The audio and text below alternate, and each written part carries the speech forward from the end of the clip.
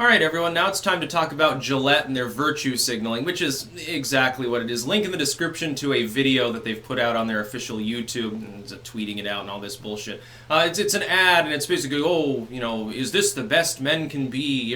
Your sons will eventually be men, and teach them not to rape and harass and you know, stuff like that. By the way, buy our fucking product. And I'm thinking to myself, this is definite virtue signaling, number one. It's like Gillette is a for-profit corporation. Again, for-profit corporations only take up social issues, the banner of a social issue, to make money, to improve their brand, to make themselves look better to a target audience that will then feel more positive about buying their product. Isn't it all like it's probably made in China anyway by, like, you know, 10-year-old kids, like every other fucking product is. You know, and Gillette is overpriced anyway. It's like when I go and get razors or whatever, I don't even look at the brand. I don't care. I look at the razors and I say, okay, this one has a certain number of blades and an aloe strip or something. Okay, I'm going to get this one. I couldn't even tell you what kind of razors I use, what kind of razors I tend to buy. It's those green ones, and I know it's not Gillette, but I don't remember what brand it is. And it's good, you know, it's for shaving. It has nothing. What are you talking about with regards to toxic masculinity? First, there's no such thing as toxic masculinity. There are men that are assholes. There are men that are rapists. There are men that harass women habitually. That doesn't mean, it doesn't have anything to do with masculinity. It doesn't have anything to do with with maleness. Look, there are women who are assholes and who rape and who harass other people too. Both male and female, by the way. They can be a lesbian and be doing the same thing. That doesn't mean it's toxic femininity. No, toxic femininity is the pink hair dye starts to soak into your brain and cause maybe hormonal changes, I think. No, this is corporate opportunism, and somewhere at Gillette, think of this, keep this in mind. Somewhere in Gillette, there's a PR office. And some people got together and they formulated this ad. They looked at it before they put it up. And they said, yes, this is a good idea for our brand. They should all be fired. Gillette should fire those people. It's not good for your brand. What'll happen is Gillette will see a brief boost in sales and then a long-term loss of sales as people who actually are quite offended at this, most of their users are male, will say, well, I'm not going to support you at all. I'll get a different brand of razor. And there will always be other brands available. It's not like internet deplatforming or the availability of services where, you know, a couple companies basically control everything. There are plenty of generic razor brands too, and I've used some of them, and some of them are quite functional. They're like the same. Gillette just hypes up its own brand because it's a name brand, a main name brand of razors and other goods. They jack up the price in order to make more money. And this is an effort to make more money too. When they come out and stereotype all men as though everyone has to change. No, I don't have to change at all, dude. No, absolutely not. I'm not part of that as a Me Too or something. No, I'm not going to change the way that I behave. I'm comfortable with my own masculinity. Someone was making a joke there that they're like, oh, thank you, Gillette. I bought one of your razors and cut off my testicles. No more toxic masculinity for me. Now, some of this is like over the top, and it's trolling too.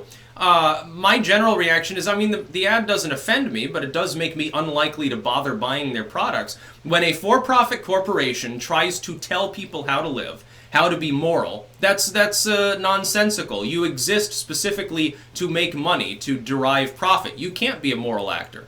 Corporations are not people. When they try to act like people, they typically act like shitty people. Mitt Romney knows this full well because he's a vulture capitalist. He's the one that invented that term. That was very funny when he declared corporations to be people. And it's like, then that was the response of the left. Yeah, bad people. And it was very funny. And that's not always the case in profit. There's nothing wrong with it.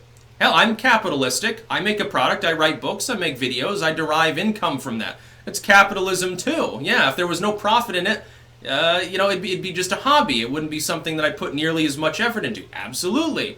But I also don't sit there and say, well, I sell my books. By the way, because I sell books, you should listen to me with regards to behavior or something. My political analysis is totally separate. The books are about occultism. So, I mean, they don't overlap. If I make a video about occultism and I'm wearing a robe and shit, and I start talking about socialized healthcare or something, people are going to be, what are you talking about? What does that have to do with your books?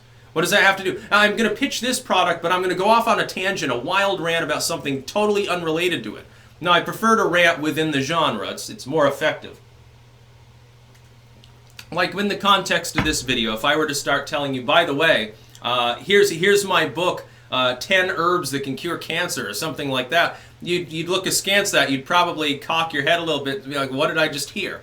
Well, that's how it appears when Gillette or any other company does this stuff. And you can bet at the Super Bowl, there'll probably be all the woke ads, just like I think there were some in the last one, and they'll piss people off.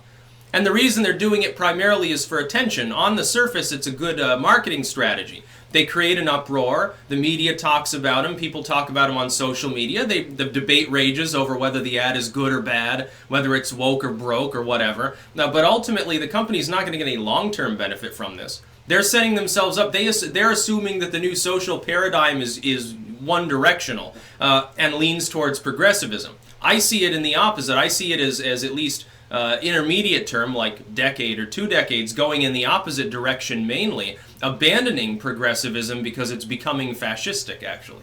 I think that they're making a mistake.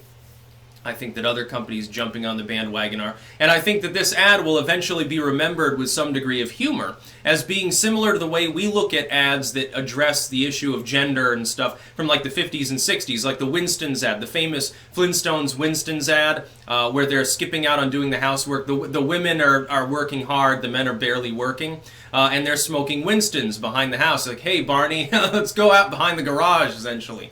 And then the women come out, they see him, and then they're like, oh, don't worry, you can smoke them too. See, little ladies can smoke Winston's. Excellent branding strategy, by the way. Yeah, your little lady will enjoy these Winston's too. And we look back and we laugh, because like it's openly sexist in every possible way.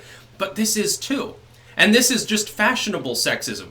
But so was the Winston's ad. It was fashionable. It was just taken generally as a harmless joke about gender that was kind of sort of true, not in all ways, and was understood. You know, in the bedroom, things were more pragmatic and realistic, I think, than a lot of people give it credit for. Talk to someone who lived in the 50s and ask them, was everything really squeaky clean, Leave It to Beaver style mode, Andy Griffith and shit? No, not really. There was some weird shit going on. 20s were even crazier. Hell, the Victorian era, read some of their literature and look at the erotica that they had. That was the most bombastic of all. You want to talk about fucking degeneracy, look at some film reels from the Victorian era, back when there was no censorship at all.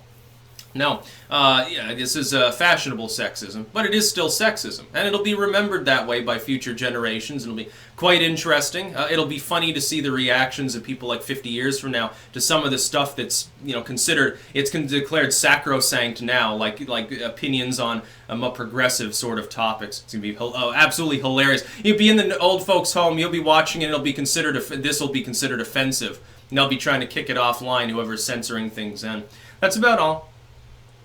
Peace out.